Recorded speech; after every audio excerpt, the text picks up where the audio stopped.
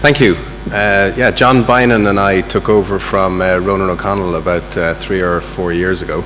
It's testament to the work that he put in that he had to be replaced by 2 people. I'm going to talk to you about colorectal or lower GI papers that in the BJS over the last 10 years or so which changed practice. Now, I've always thought that surgery is very much a fusion of art as well as humanities as well as science and all in together. And indeed, just as art has changed since Renaissance times, surgery has very much changed since Renaissance times. And in fact, the two almost paralleled each other because, as you know, many famous artists were indeed surgeons and vice versa. If you look back even at the time of Caravaggio, who was quite an angry young man, as you all know, and quite a brutal person who enjoyed very much this style of painting, the sort of, excuse me, the very sharp light and dark contrasts of that style of painting which are called chiaroscuro. And as a result of this basically focused very much on the key figures in the paintings and sort of dramatized and enhanced their particular movement. And that, of course, is what was reflected in the style of teaching at the time, the style of surgery at the time, because consensus in those days, and indeed very much up until the time when I was training, was very much schooled by those who were very eminent in practice and not necessarily based upon anything regarding evidence. As a result, you had various schools of surgery, and in particular, we're all familiar with the United States model, whereby trainees tend to train in one institution and as a result learn the Mayo way or the Cleveland way or whatever. Indeed, moving on from that then, Rembrandt, who studied with Caravaggio, or at least studied Caravaggio's ways, working with some of the other people in the Flemish lands, this is a famous painting up in the top right-hand corner, as you all know, demonstrating Tulle, who was a famous anatomist and teacher of the day. And although many of the aspects of the painting, as we know, are anatomically incorrect, it does demonstrate one of the first times when there was less focus necessarily on the trainer in this aspect, and a little more on the subject and a little more on the trainees. And this reflected what was happening at the time. And we became more patient-focused as time went on, such that, and you can still see that the style of painting went right into Thomas Eakins in the Agnew Clinic on the bottom right-hand corner in a more modern time. But you can see even by now that there's much more focus on the patient and who the patient is and the patient's aspects and mannerisms. And of course that's been reflected, as we know, in the journal. Because rapid changes are now in an electronic world very rapidly. I know that when I talk to medical students, there's at least one of them with an iPhone open who is Googling to see that what I'm saying is indeed correct. I know that the patients, when I'm talking to patients, I can see them nodding verbally, non-verbally in their head, yes, that's what the internet said that you'd say. And this, of course, now means that although many of us may try to be zealots and try to change practice, it isn't going to do so with rhetoric alone, and solid evidence is what's required. So in order to actually do that, you need to have good papers which are actually going to generate interest right around the world. And in order to do that, it's difficult to do that with a penetration with a solitary journal, unless it is a paper worthy of making ripples which become tidal waves across the world. And I'm going to show you a few that did that. Now, it's not the most exotic topic in the world, anal fissure, but if you had one, you'd complain bitterly about it and you'd know all about it.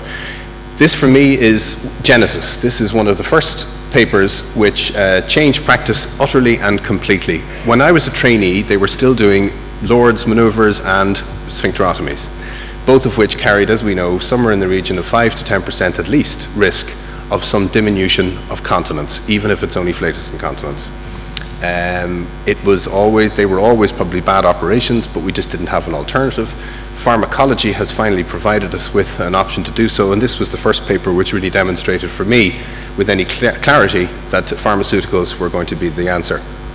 An example of movement away from the surgeon and movement toward asking what does the patient want or need. This was followed then by a number of trials, including an RCT using diltiazem ointment, and we now know that diltiazem ointment is vastly superior, as these trials showed, to GTN in terms of patient comfort and patient profile, and the majority of patients heal with these alone, and those that don't, another BJS paper, do extremely well with botulinum toxin. And the small number of patients who do not respond to either require surgery, and they really are a minority. And this has absolutely and completely, utterly changed the way we manage a very, very common condition. I always think of anal fissure as the reflux esophagitis of the lower GI world. Everyone has it. Again, in keeping with the idea of a patient-focused change in practice, whereby we were no longer writing up our first 100 series of a particular operation in order to demonstrate that we were by far the best person in the world at that time, or indeed ever, we changed very much toward, well, what about the patient? What are the patient needs? What are the patient wants? What are the patient's requirements to actually get better faster? And are we doing to them what we think is right? Are they indeed evidence-based? Obviously, nasogastric tubes, I recall giving a talk at this particular meeting, almost 10 years ago now, demonstrating that nasogastric tubes caused gastroesophageal reflux that was actually very significant using 24-hour pH probes. At least half the audience wanted to lynch me and I had several people tell me that what I was suggesting was heretic and would cause deaths due to gastric dilatation. Of course, it wasn't entirely accurate or entirely true.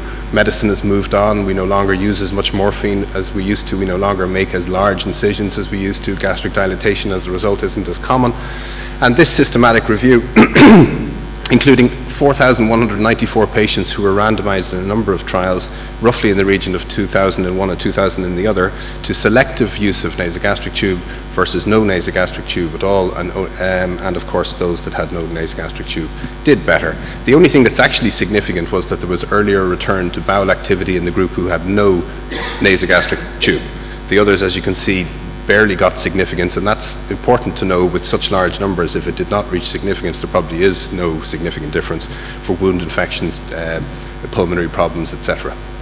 So basically, nasogastric tubes should really only be used in a selective population, and of course this is something which echoes and reflects what we had all done in our practice anyway, but this provided very good evidence such that now, if you do have a zealot in your institution who continues to want to use it, you can at least show him yet another BJS paper to demonstrate that perhaps his or her practice could be modified. In keeping with doing that, another cruel thing that we've been doing to patients up until fairly recently, thankfully, is bowel preparation for every colorectal operation, irrespective of whether or not it was actually needed in terms of whether or not you'd have to do an on-table endoscopy, for example. And of course, there were a number of randomized trials and meta-analyses, indeed, at this point, right throughout the noughties, up until the culmination of one in June 2007. And indeed, this type of paper is still coming through as to whether or not there is or is not some advantage or disadvantage to giving a mechanical bowel preparation for colorectal surgery.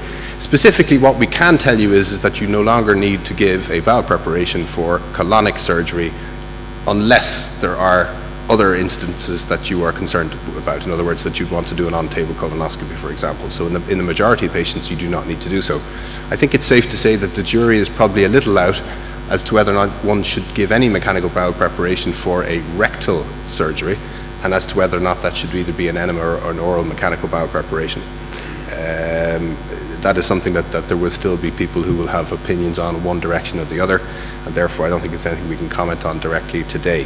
But certainly from a BJS point of view, I think we can be proud that as an institution we have led the way in demonstrating that mechanical bowel preparation is absolutely not required. And it is interesting that our neighbours and big brothers across the pond in the United States still favour mechanical bowel preparation in many of their patients. So we hope that this percolates across the Atlantic.